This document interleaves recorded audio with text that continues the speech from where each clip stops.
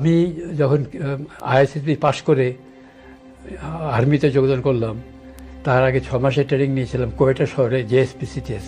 সেখান থেকে পাশ করে আমি প্রথমে 6 মাসের জন্য এয়ারফোর্সে গেছিলাম। সেখানে একটা প্লেন নষ্ট করে দেওয়ার পরে আমাকে পাকিস্তান মিলিটারি একাডেমি কাকুল থেকে রিসালপুর থেকে এয়ারফোর্স কলেজ রিসালপুর থেকে কাকুল একাডেমিতে আমার দরখাস্ত মোতাবেক আমাকে সুযোগ দেওয়া হয়। আমি এয়ারফোর্স ক্যাডেট হিসাবেও পরে পাকিস্তান আর্মিতে ক্যাডেট হিসাবে আর্মি হিসেবে চলে গেলাম। সেখানে আমার কোর্সের নাম ছিল 12 PM সে আমার ক্যাডেট বন্ধু। সে অবশ্য আমরা একই হলে ছিলাম না।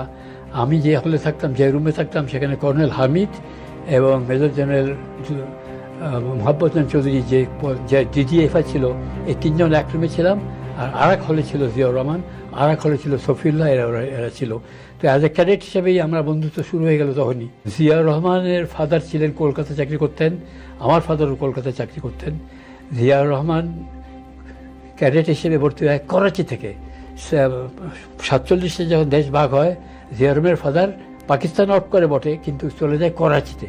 আমার ফাদার যেমন আসলো ঢাকায়, ইস্ট পাকিস্তানে আসলো, আর ও চলে গেলো পাকিস্তানের। ওখানে জিয়াউর রহমান ম্যাট্রিক পাস করেছে কলকাতা থেকে, করাচি থেকে। সেখান থেকে সে ক্যাডেট হিসেবে আসে। ওদের স্বাভাবিকভাবে তার বাংলা লেখাপড়া খুব একটা ছিল না, করাচিতে লেখাপড়া করতো।